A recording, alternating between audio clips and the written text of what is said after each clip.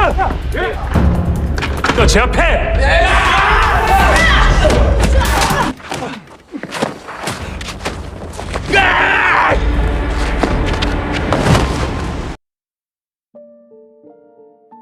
Pada suatu malam, berlokasikan di sebuah rumah mewah pimpinan perusahaan Taijin Group, terlihat seorang CEO bernama Chul Wong.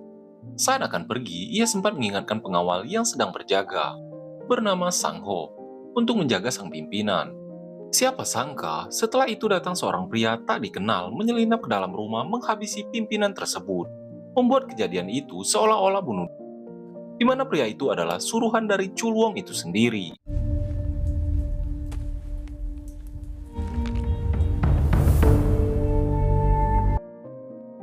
Dan kisah ini akan berfokus pada seorang pria bernama Han Sohan, berprofesi sebagai debt collector, di mana ia sedang menagih hutang di sebuah warung, bersama temannya bernama Jin Chul. Namun, si pemilik warung itu memiliki berbagai alasan, sehingga 진짜 째죠? tak lama setelah itu, seorang wanita bernama Taeyong mendatangi warung tersebut, menawarkan sejumlah pinjaman, di mana wanita itu adalah rekan mereka sendiri, untuk membuat pemilik warung tersebut kembali mengambil pinjaman.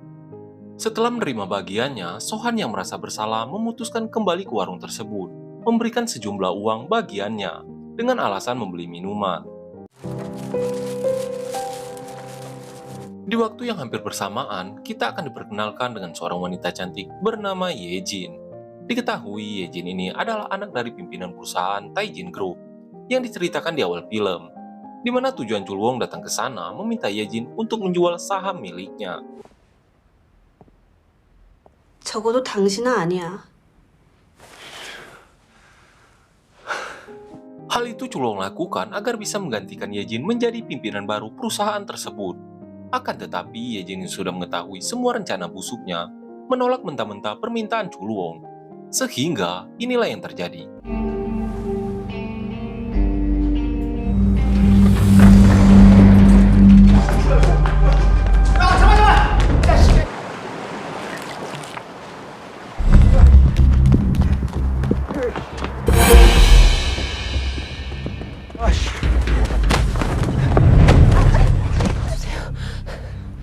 아, 도와달라잖아. 새끼가 야, 이 차라. 아우, 야, 야.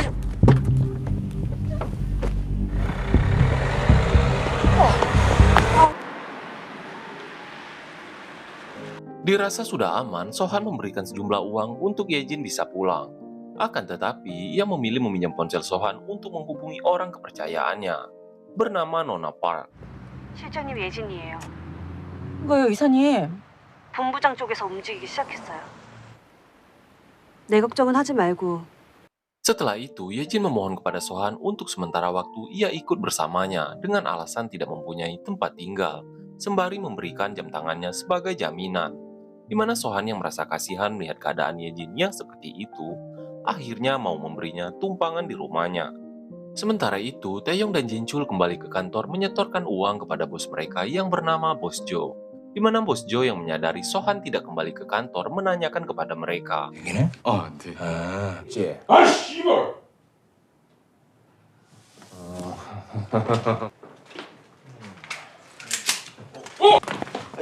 저희 먼저 가보겠습니다. Di lain tempat, Chul Wong yang masih merasa kesal Ye Jin berhasil kabur memerintahkan orang kepercayaannya untuk mencari dan melacak keberadaan Ye Jin secepatnya. 아, 그리고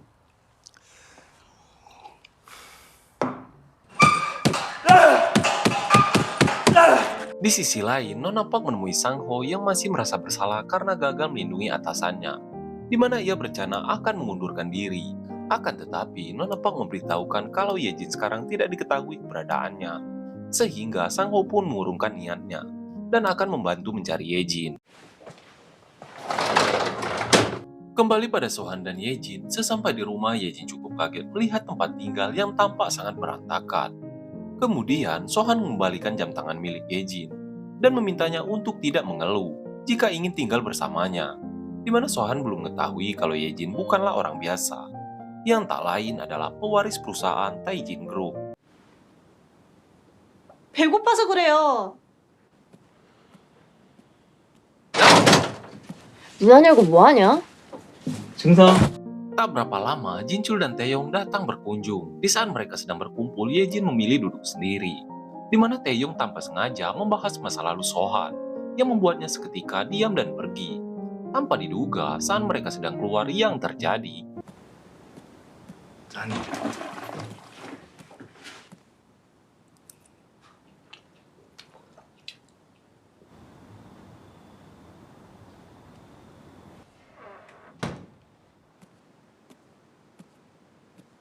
쌤 미안했어요. 고맙다는 Keesokan hari, sebelum pergi bekerja, Sohan memberikan baju ganti untuk Yejin dan tidak lupa memberikan obat untuk kakinya yang terluka.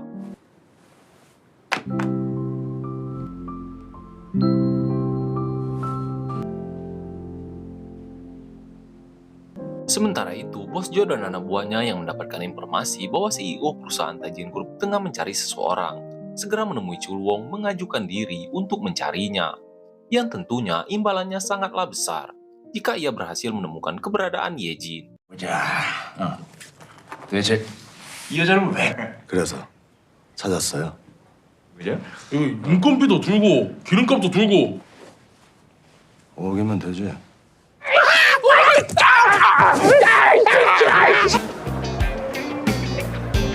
그 여자 혹시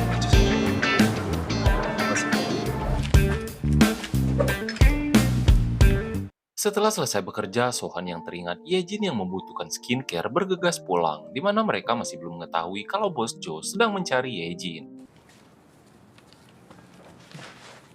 Saat akan pergi, anak buah Bos Jo sempat bertanya kepada Jinchul mengenai seorang wanita, di mana Jinchul yang mengetahui orang tersebut tak lain adalah Yejin, hampir saja buka suara.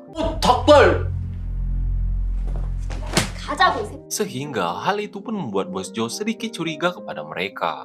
Sesampai di rumah, Sohan mendapati Yejin sedang tertidur, di mana ia pun langsung menyiapkan makanan untuk mereka berdua. Tak lama setelah itu, Yejin pun bangun dan segera makan bersama.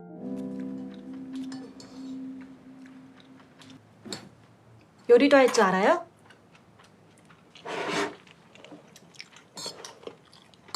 Yejin yang merasa perlu membalas kebaikan Sohan memberikan jam tangannya. Akan tetapi seperti biasa Sohan tidak ingin menerimanya. Apalagi jam tersebut pemberian orang tuanya Yejin. Tak berapa lama, Taeyong pun datang menemui Yejin, memberitahukan kalau semua orang tengah mencarinya, sembari menanyakan siapa dia sebenarnya.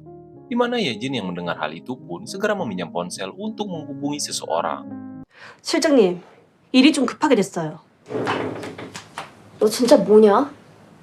Kemudian, Taeyong menjelaskan masa lalu Sohan bahwa dahulu ia pernah mencintai seorang wanita bernama Mijo, di mana tanpa diduga semenjak kedekatan keduanya, Mijo sering mendapat teror dari orang tak dikenal, hingga membuatnya tewas tepat di hadapan Sohan.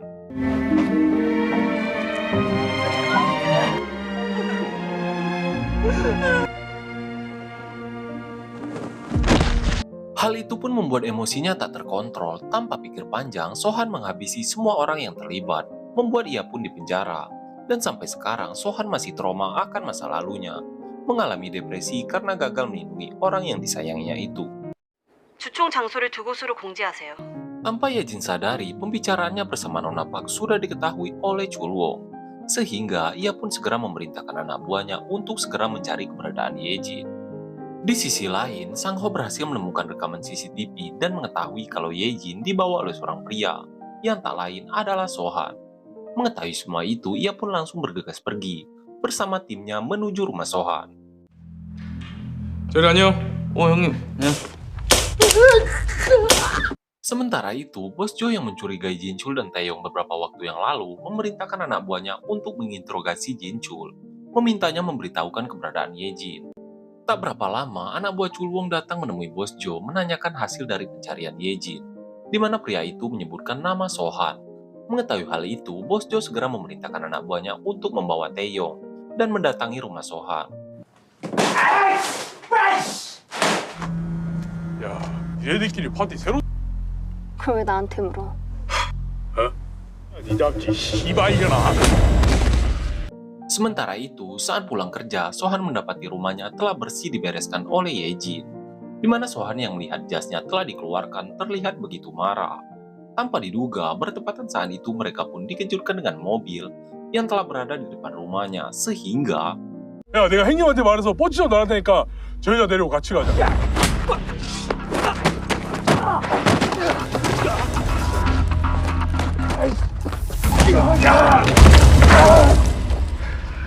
setelah berhasil mengalahkan mereka, tiba-tiba datang Sang Ho dan Nona Fak yang ingin menjemput Yejin, di mana akhirnya Sohan harus berpisah bersama Yejin.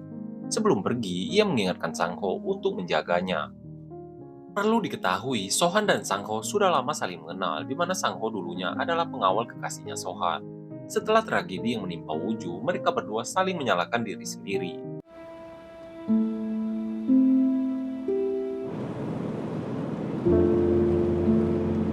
Setelah mereka pergi, Sohan segera menyadarkan Taeyong, di mana Taeyong yang teringat Jinchul masih disekap oleh Bos Jo tanpa membuang-buang waktu. Mereka pun langsung pergi menyelamatkan Jinchul.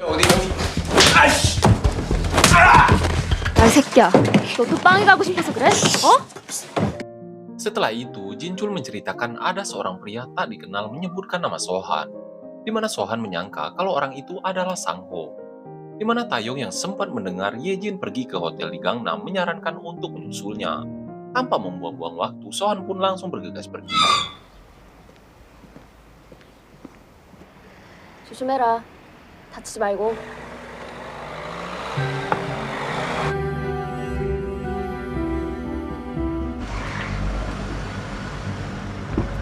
Sementara itu, Yejin yang telah sampai di hotel terlihat dijaga ketat oleh pengawal, di mana Nona Park meminta Yejin untuk beristirahat terlebih dahulu, karena sebentar lagi akan diadakan rapat pemegang saham. Setelah itu, Nona Park terlihat pergi menemui Chul Wong, di mana akhirnya kita mengetahui ternyata selama ini Nona Park telah berkhianat dengan menjadi kaki tangan Chul Wong, yang mana tujuannya ke sana untuk memberikan informasi tentang keberadaan Yejin. Namun, tanpa diduga setelah mendapatkan informasi, inilah yang terjadi. 몸을 다 바치셨는데. 네. 독사 쪽에도 연락 넣어뒀습니다. 오래 안 걸릴 거야. 어디로 가려고? Setelah menempuh perjalanan yang cukup panjang, akhirnya Sohan pun tiba di hotel. Menyadari tempat itu dijaga ketat, ia pun terpaksa harus diam-diam, melewati penjagaan untuk menemui Yejin. 거꾸로에도 한수원.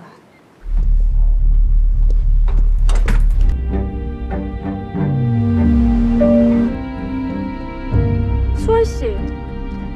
Tak lama setelah itu, Sang Ho dan timnya berhasil menyusul, di mana Sohan mencurigai Sang Ho dikarenakan Bos Jo bisa mengetahui keberadaan Yejin sebelumnya, di mana Sang Ho menjelaskan kalau ia berhasil melacak keberadaan mereka dikarenakan melihat CCTV, sehingga hal itu pun menimbulkan salah paham. 이사님, 지 실장이 호텔로 들어왔답니다. 이사님! 주세요!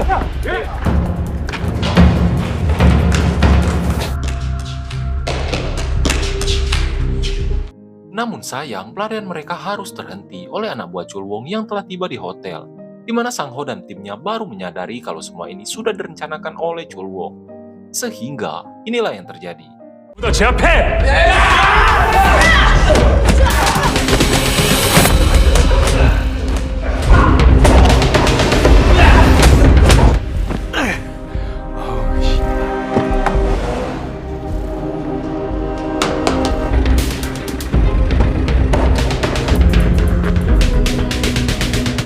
Hingga tibalah ia di sebuah bangunan terbengkalai, di mana Chul Wong yang menyadari kedatangan Sohan segera memerintahkan anak buahnya untuk menghabisinya.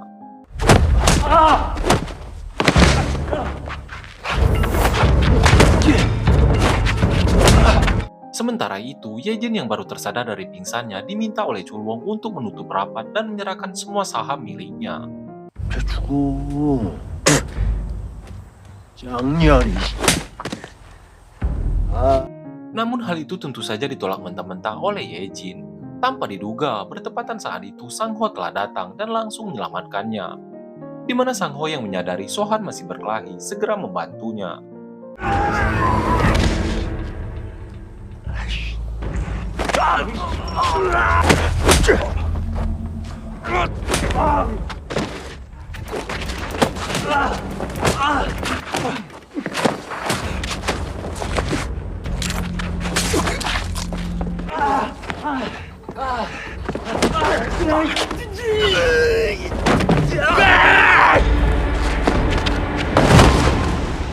Chulwong yang menyadari ada kesempatan berniat menghabisi Sohan yang terlihat tak berdaya, di mana Yejin yang mengetahui hal itu langsung menyelamatkannya.